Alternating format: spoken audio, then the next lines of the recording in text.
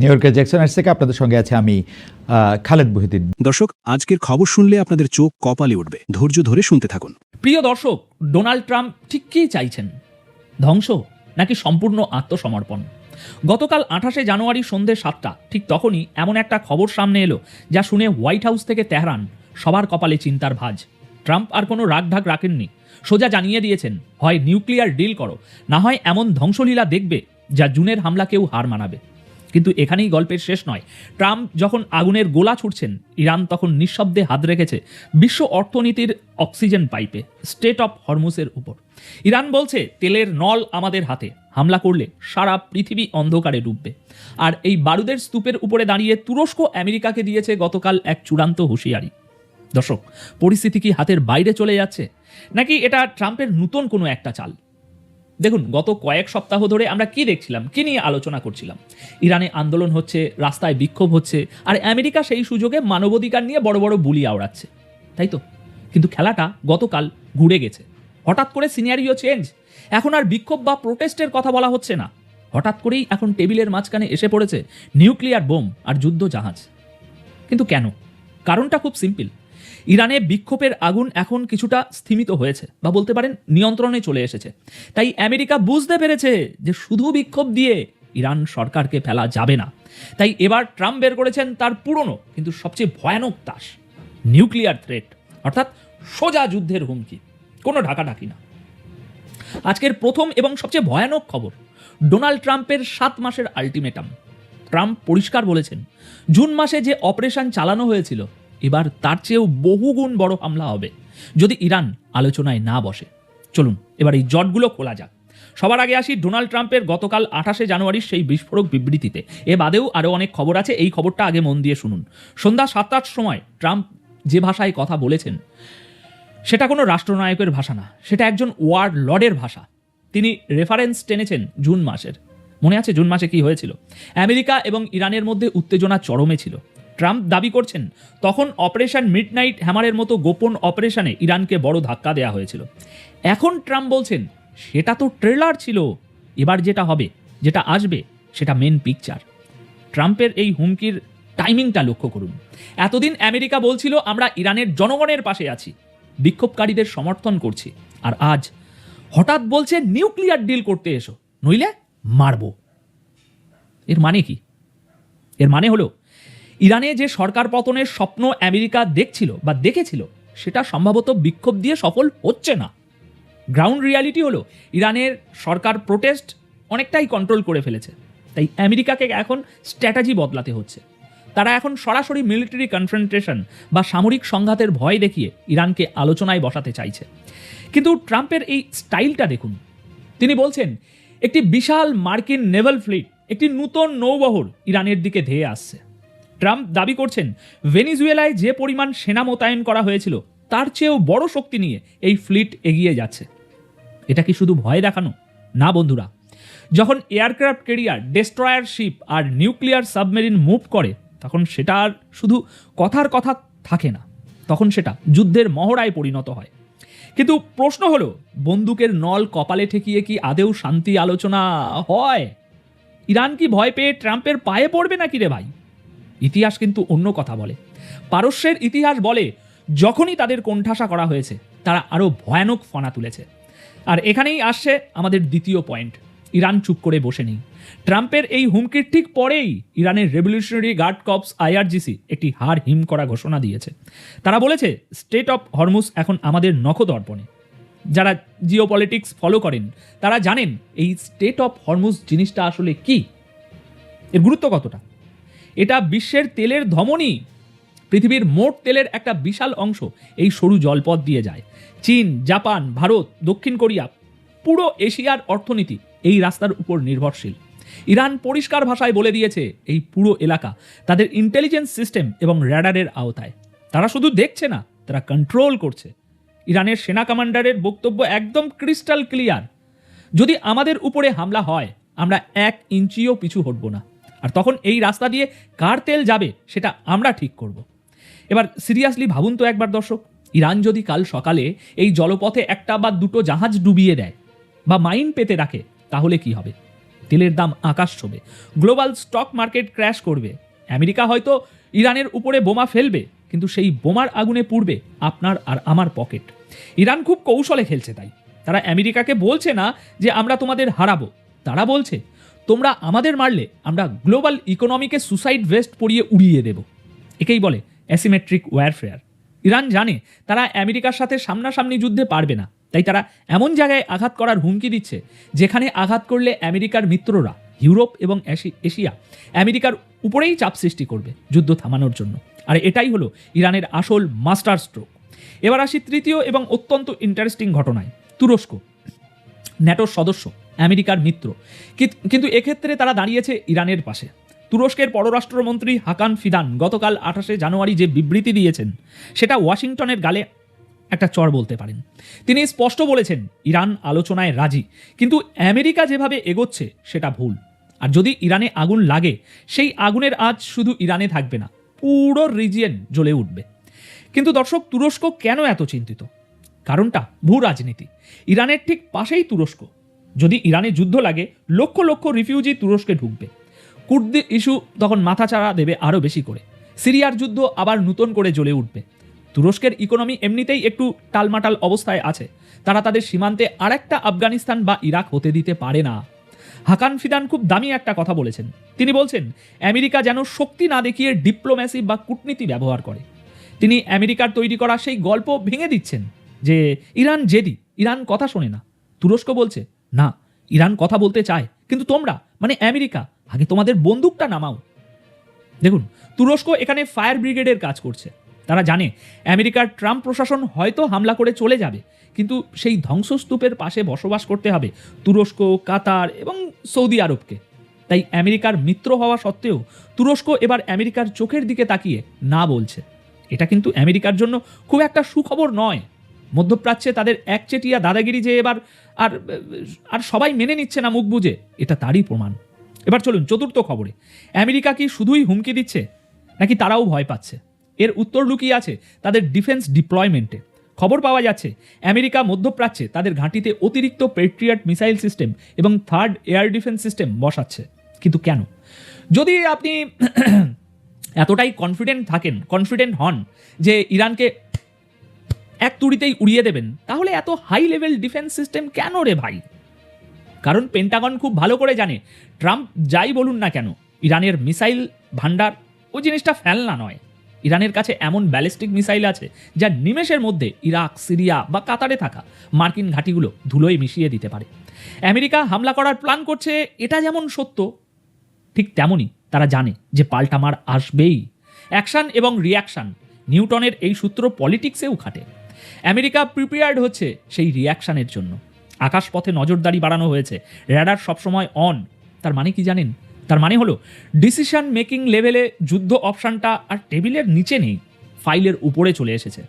এই যে defence system বসানো, এটা কোনো রুটিন মহড়া নয়, এটা যুদ্ধের আগের প্রস্তুতি। আমেরিকা নিশ্চিত হতে চাইছে যে তারা যখন প্রথম আঘাতটা আনবে, তখন ইরান যে পাল্টা থাপ্পড়টা মারবে সেটা যেন তারা আটকাতে পারে। কিন্তু বলুন তো, যুদ্ধের ময়দানে কি সবসময় সব অঙ্ক মেলে? দর্শক, এবার এই পুরো চিত্রটা একবার মিলিয়ে দেখুন। একদিকে ট্রাম্পের ইগো এবং নির্বাচনের আগে নিজেকে একটা স্ট্রং ম্যান হিসাবে প্রমাণিত করার তাগিদ, অন্যদিকে ইরানের অস্তিত্ব রক্ষার লড়াই, আর মাঝখানে স্যান্ডউইচ হয়ে আছে বিশ্ব অর্থনীতি এবং শান্তি। আমেরিকা এখন একটা অদ্ভুত স্ট্র্যাটেজি নিয়েছে। তারা প্রথমে চেষ্টা করলো ইরানের ভিতর থেকে সরকারকে ফেলার প্রোটেস্টের মাধ্যমে। সেটা যখন স্লো হয়ে গেল, তখন তারা শিফট করলো নিউক্লিয়ার ইস্যুতে। এটাকে বলে শিফটিং গোলপোস্ট। লক্ষ্য একটাই, ইরানকে নতজানু করা। কিন্তু ইরানও তো ভাই কাঁচা খেলোয়াড় না।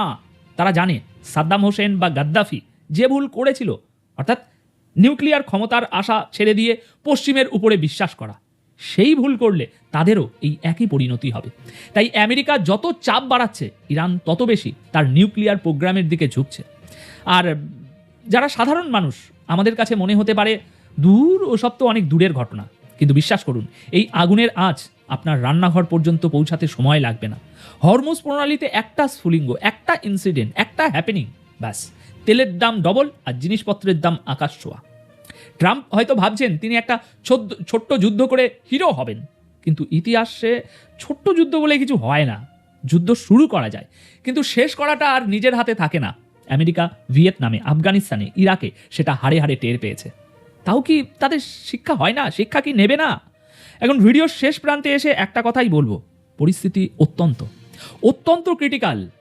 আপনারা যারা ইরানের খবর রাখেন, ইরান আমেরিকার কনফ্লিক্ট বা দ্বন্দ্ব নিয়ে খবর রাখেন এবং উত্তেজিত চিন্তিত, তাদের জন্য নিঃসন্দেহে একটি গুড নিউজ রয়েছে। সেটা হয়, মনে হয় না শেষ পর্যন্ত আর যুদ্ধ লাগবে। আর আমেরিকার যে আজরাইলগুলো ইরানের চারপাশে রয়েছে, মনে হয় না সেগুলো ইরানের বিরুদ্ধে ব্যবহার করা হবে। তো ডোনাল্ড ট্রাম্পের গতকালের একটা কমেন্ট সারা বিশ্বে আবারও আলোচনা ঝড় তুলেছে। সেটা হলো, ডোনাল্ড ট্রাম্প বলছে যে মাত্র 2টা শর্ত ইরানের কাছে মাত্র 2টা শর্ত, যে তোমাদের যে নিউক্লিয়ার প্র্যাকটিস আছে, নিউক্লিয়ার বোম প্র্যাকটিস নাকি নিউক্লিয়ার উইপেন প্র্যাকটিস, পারমাণবিক স্থাপনা যেগুলো রয়েছে, তো তোমরা এগুলো বোম বানানো বন্ধ করো। এটা ডোনাল্ড ট্রাম্প শর্ত দিয়েছে। দ্বিতীয় শর্ত হলো যে এই হাজার হাজার বিক্ষোভকারী যারা ছিল, যারা কিনা ইরানের সালতানাতের বিরুদ্ধে বিদ্রোহ করেছিল, তাদেরকে ধরে এটা মারধর করা, ফাঁসি দেওয়া বা তাদেরকে আটকে রাখা, তাদেরকে জেল জরিমানা করা, এগুলো বন্ধ করতে বলছে। আর যদি সেগুলো না করে, তাহলে যে আজরাইলগুলো আছে সেই আজরাইলগুলোরে হুলিয়ে দিবে, বুঝছেন, সেই আজরাইলগুলোকে হুলিয়ে দিবে। তো নিউজটা আমি আপনাদেরকে পড়ে শোনাই, তারপরে 2-4টা কথা বলছি। এই যে এখানে দেখতে পাচ্ছেন আমাদের খামেনি সাহেব, আর ওইখানে আমেরিকার F-35, আর এখানে আমাদের মহামান্য প্রেসিডেন্ট মিস্টার ডোনাল্ড ট্রাম্প সাহেব। তো এখানে নিউজে লিখেছে, এই নিউজটা করা হলো, আমি দিন তারিখও দেখিয়ে দিই, যুগান্তর পত্রিকাতে করা, আন্তর্জাতিক ডেস্ক, প্রকাশ 30শে জানুয়ারি রাত 8:05। এখানে লিখেছে, উপসাগরীয় অঞ্চলে মার্কিন সামরিক উপস্থিতি জোরদারের মধ্যেই মার্কিন প্রেসিডেন্ট ডোনাল্ড ট্রাম্প বলেছেন, সামরিক হামলা এড়াতে ইরানকে অবশ্যই 2টি শর্ত মানতে হবে। তিনি স্পষ্ট করে জানান, প্রথমত, ইরানের কোনো পারমাণবিক কর্মসূচি থাকতে পারবে না, এবং দ্বিতীয়ত, দেশটির বিক্ষোভকারীদের হত্যা বন্ধ করতে হবে। স্থানীয় সময় বৃহস্পতিবার এক অনুষ্ঠানে দেয়া বক্তব্যে ট্রাম্প বলেন, প্রথম, কোনো পারমাণবিক কর্মসূচি নয়, দ্বিতীয়, বিক্ষোভকারীদের হত্যা বন্ধ করতে হবে। তারা হাজার হাজার মানুষকে হত্যা করছে। তিনি আরো বলেন, এই মুহূর্তে আমাদের অনেক বড় অত্যন্ত শক্তিশালী জাহাজ ইরানের দিকে এগোচ্ছে। আমরা যদি এগুলো ব্যবহার না করি, পরিস্থিতি সামাল দিতে পারি, তাহলে সেটাই সবচেয়ে ভালো হবে। গত কয়েক সপ্তাহ ধরে ইরানের পারমাণবিক কর্মসূচি নিয়ে নতুন একটি চুক্তিতে পৌঁছাতে তেহরানের উপর চাপ বাড়িয়ে দিয়েছে ওয়াশিংটন। সেই প্রেক্ষাপটে ট্রাম্পের এই মন্তব্য এসেছে। এখন ট্রাম্প যে কথা বলেছে, আমাদের প্রেসিডেন্ট ইরান সরকারকে যে প্রস্তাব দিয়েছে, নিঃসন্দেহে আপনারা যদি একটু ঠান্ডা মাথায় চিন্তা করেন, ভালো একটা প্রস্তাব। চাইলে এর চেয়ে তো আরো জটিল এবং আরো কঠিন প্রস্তাব দিতে পারতো, কিন্তু সেটা করেনি। এখন বিক্ষোভকারীরা যে কিছুদিন আগে আন্দোলন করেছে, তারা তো ইরানি, তাই না? তারা তো মুসলমান। ইরানের সরকার যেমন একজন মুসলমান, ইরানের জনগণ যারা রয়েছে, that's okay, thank you dear. তো ইরানের সরকার যেমন মুসলমান, ইরানের জনগণ তারাও কিন্তু মুসলমান। এখন আমি জানি যে বাংলাদেশের এক শ্রেণীর লোক আছেন যারা ইরানের সরকারকে অতিমাত্রায় ভালোবাসেন, কিন্তু ভাই ভুলে যান না যে ইরানি জনগণদের ধরে ধরে তারা নিয়ে ফাঁসি দিচ্ছে এবং গণহারে মারছে, ইন্টারনেট ব্ল্যাক আউট করে দেওয়া, সেটাও কিন্তু ঠিক হয়নি। মরছে কিন্তু আমাদের মুসলমান ভাই বোনই, নিজেরা মারামারি করে মরছে, পশ্চিমেরা সেগুলো করেনি। তা এখন ডোনাল্ড ট্রাম্প বলেছে, যা আবার হয়ে গেছে, এই যে বিক্ষোভকারী যারা রয়েছে, এই বিক্ষোভকারীদের যাতে আর কোনো কঠিন অ্যাকশনে ইরান সরকার না যায়। তো বাংলাদেশ থেকে যারা ভিডিওটা দেখছেন, আপনি কি চান ইরানের এই সাধারণ জনগণ, তারাও তো মুসলমান, তাদেরকে ধরে এনে ইরান সরকার পাঠিয়ে মানতে পারবেন? বলেন তো বুকে হাত দিয়া। আচ্ছা, এই গেল একটা। দ্বিতীয় কথা হলো পারমাণবিক বোম।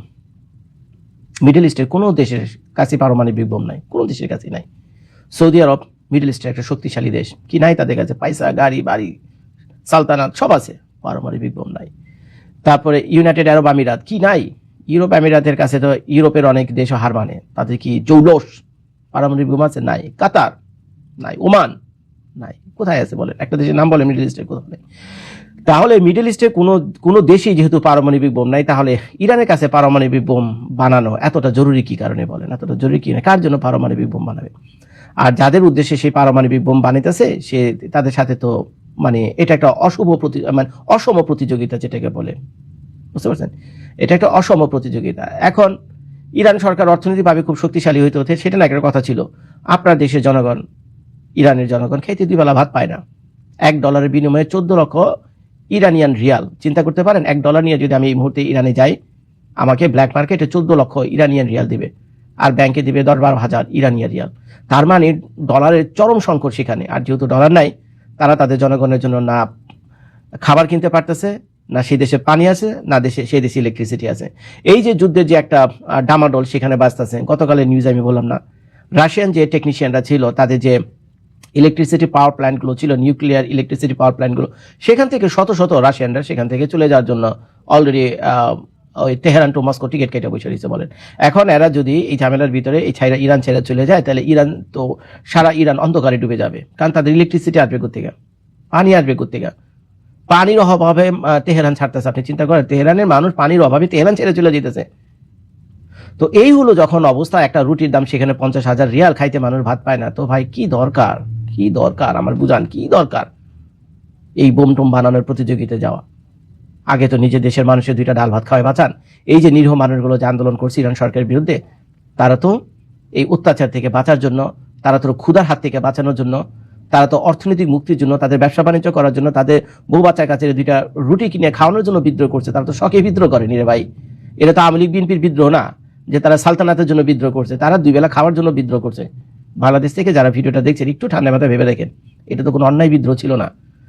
আজকে বাংলাদেশে যারা পরবর্তীতে ক্ষমতায় আসবে, আপনারা যদি না খেয়ে কষ্ট করেন, 2 বেলা খাইতে পান না, বউ বাচ্চা কাচ্চারে 2 বেলা মুখের খাবার জোগাড় করতে পারেন না, বিদ্রোহ করবেন না, রাস্তায় নামবেন না, আন্দোলন করবেন না, তখন যদি পরবর্তী সরকার বা আপনারা যারা আন্দোলন করবেন তাদেরকে ধীরে ধীরে যদি ফাঁসি দেয়, মানতে পারবেন? তখন এটাকে ওয়েলকাম জানাবেন, সাব্বাসী দিবেন? হয় এটা কোনোদিন? তো এই জন্য আমি বলতেছি, ডোনাল্ড ট্রাম্প যে শর্ত দিছে, যে 2টা শর্ত, বিক্ষোভকারীদের ক্ষমা করে দেওয়ার জন্য আর এই পারমাণবিক কর্মসূচি থেকে তাদেরকে চলে আসার জন্য, আমি মনে করি সময়ের প্রয়োজনে এবং ইরানের যে বর্তমান যে সার্কামস্ট্যান্সেস যে রয়েছে, যে পরিস্থিতির ভিতরে সিচুয়েশন ইরান এখন রয়েছে, আমার মনে হয় এই প্রস্তাব তার মেনে নেওয়া উচিত এবং দেশের জনগণ যাতে 2টা ডাল ভাত খেয়ে বাঁচতে পারে, তাদের এটা করা উচিত। তারা এখন কি করতেছে, ইরান একদিকে তেল তুলতেছে, ব্ল্যাক মার্কেটে চীন আর রাশিয়ার কাছে তেল বিক্রি করতেছে। রাশিয়া এবং চীন তাদেরকে ডলার দেয় না, খুব একটা দেয় না, দেয় কি বিনিময়ে? বোম দেয়। এখন বোম নিয়ে কতগুলো বোম নিয়ে বসে রয়েছে। এই বোম কি আপনার দেশের জনগণের খাওয়াবেন? আর এই বোম কার বিরুদ্ধে গিয়ে ব্যবহার করবেন? আমেরিকার বিরুদ্ধে গিয়ে ব্যবহার করবে এই বোম? আমার আর কিছু বলার নাই। আর সেই বোম দিয়ে কি আমেরিকার সাথে পারবেন আপনারা? উত্তর আপনাদের কাছে রয়েছে, আমার আর কিছু বলার নাই ভাই। আমি একজন নিরপেক্ষ সংবাদ, মানে যেটা নিরপেক্ষ সংবাদ আমি সেটাই আমি আপনাদেরকে বলি। আমি কোনো দল কানা না, আমি কোনো পক্ষপাতিত্ব করি না। আপনাদের মনোরঞ্জনের জন্য, খুশির জন্য অনেক সুন্দরভাবে রসকস দিয়ে ভিডিও করতে পারতাম ইরান সরকারের পক্ষে গিয়া, কিন্তু ভাই এগুলো বলাটা ঠিক না। বাংলাদেশের নিউজ চ্যানেল যারা রয়েছে তারাও হয়তো সত্যটা আপনাদেরকে বলে না, তারাও অনেকটা বাটপাট টাইপের হয়ে গেছে, বুঝছেন? পাবলিক যেগুলো খায় সেগুলো তাদের শোনায়।